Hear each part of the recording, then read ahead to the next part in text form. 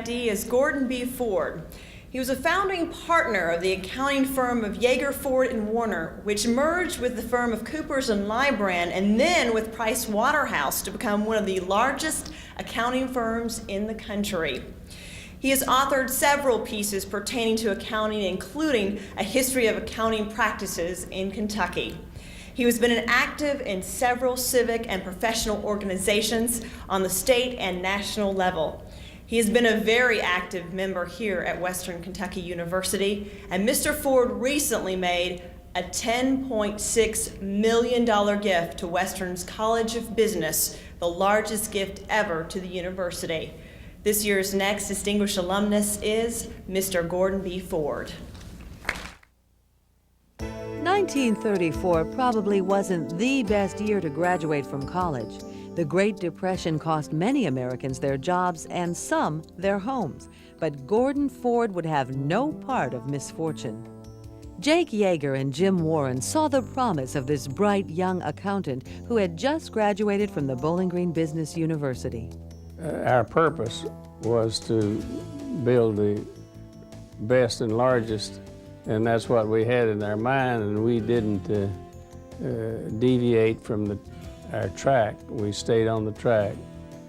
The company experienced tremendous growth over the next 30-plus years. The Kentucky clients went national. Some went international.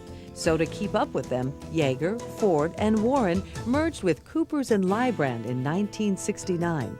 The next merger occurred in 1998 when Coopers & Lybrand became part of Price Waterhouse Coopers. PwC is now the largest accounting firm in the world, and its roots begin with Gordon Ford. I've been fortunate to be able to do what I wanted to do and enjoyed doing. And instead of being work, it's play. You have to get paid to eat, but if you're doing what you like to do, it's fun, and it's the same as play. He also authored several articles and co-wrote History of the Professional Practice of Accounting in Kentucky. He served as vice president and director of the American Institute of Certified Public Accountants and as president of the Kentucky Society of Certified Public Accountants. In fact, he earned that group's Distinguished Service Award. Success was eminent for Gordon Ford. His mother, Mattie Newman Ford, was determined that her only child would get a college education. Most of my cousins and others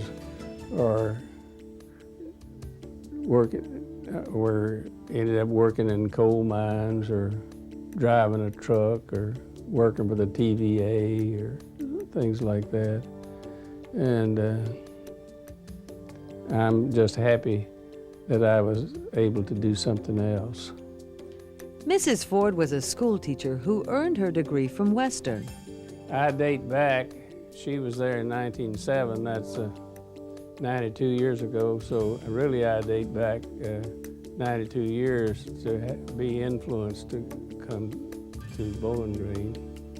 In December 1998, he honored both his mother and Western when he announced a $10.6 million commitment to Western's Bowling Green College of Business Administration.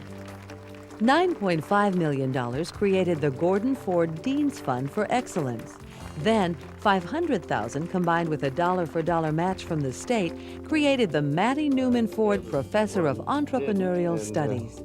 She was sure that her son was going to graduate from college. So when I entered Western college, called a Board of Regents meeting that morning and voted to rename the college the Gordon Ford College of Business.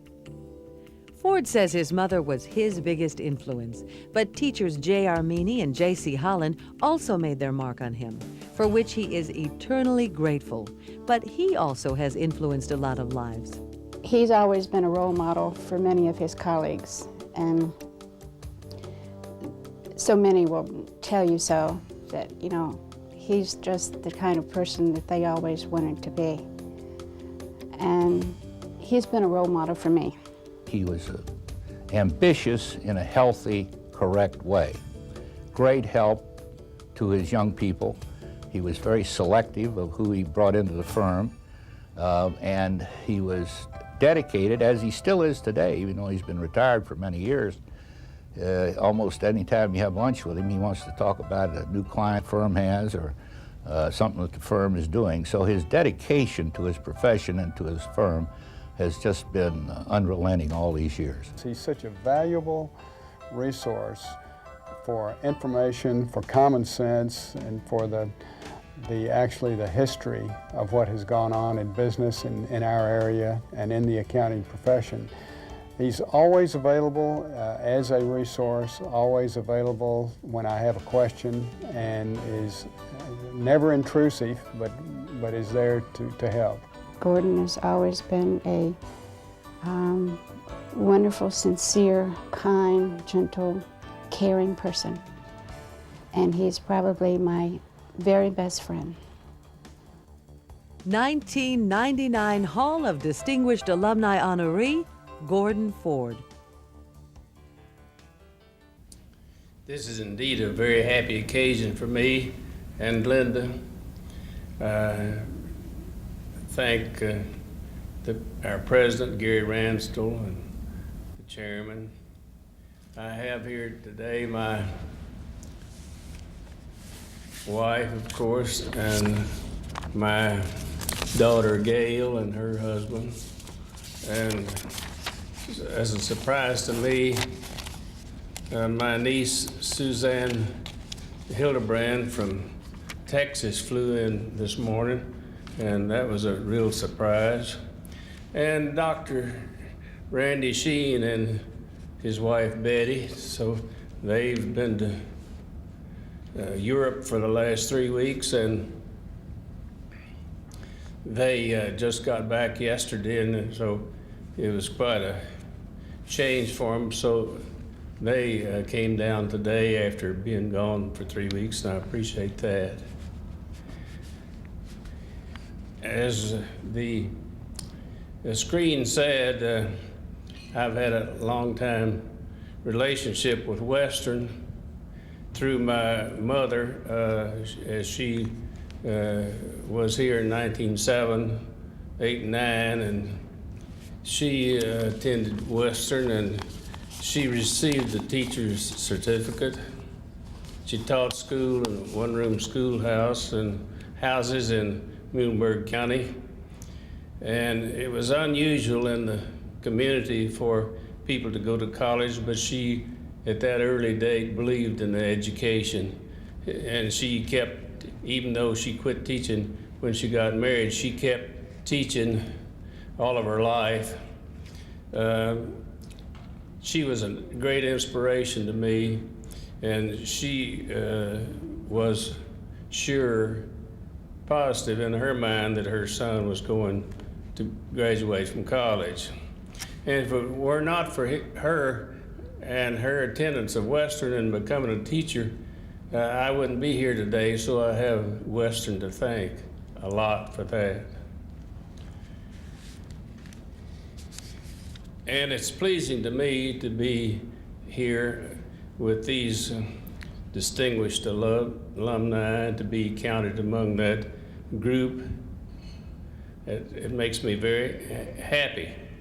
In fact, as the movie said, we established the Maddie Newman Ford Professorship, and she'll be able to continue teaching forever. She lived to be almost 107, but she'll be able to keep on. In fact, I wish she could be here now to see me up on the stage with these distinguished alumni. My mother and Dr. Finley Grice were related. Dr. Grice's mother was a Newman, and we're cousins. Dr. Grice's son here is I met him today, so I'm related to him too. And I think it's a coincidence that the Gordon Ford College of Business is located in the Finley C. Grice building.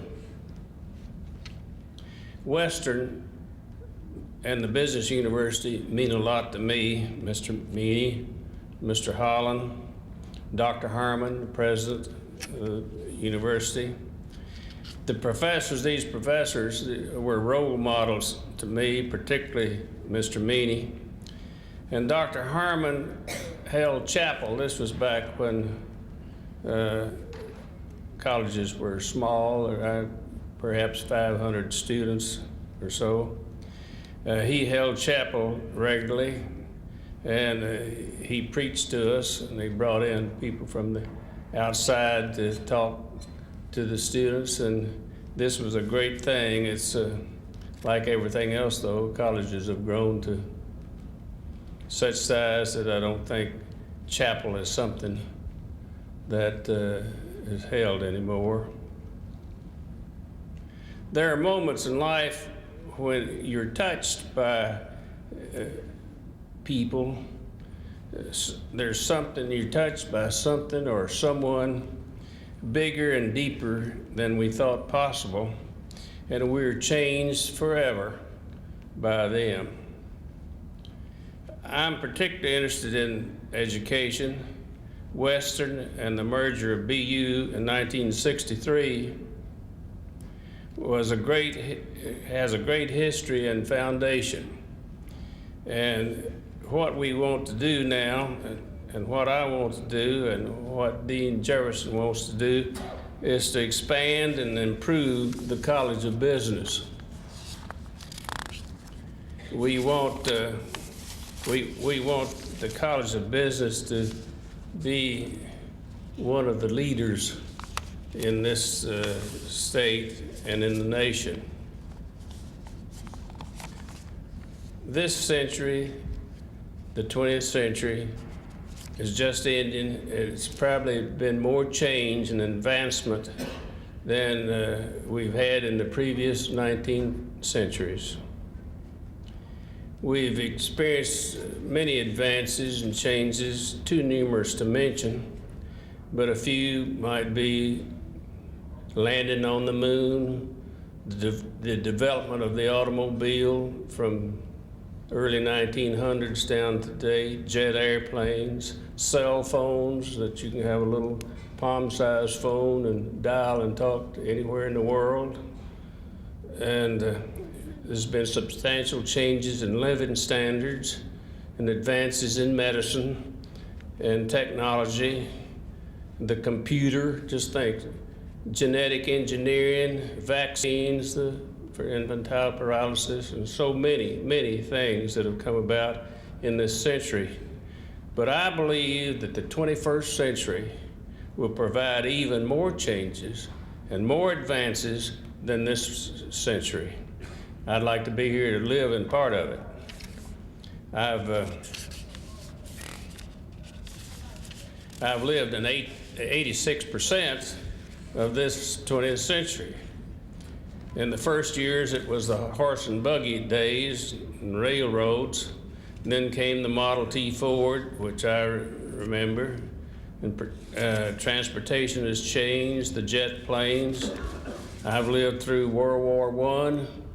I remember Armistice Day, November the 11th, 1918, when the factory whistles blew and the sirens, that Armistice Day.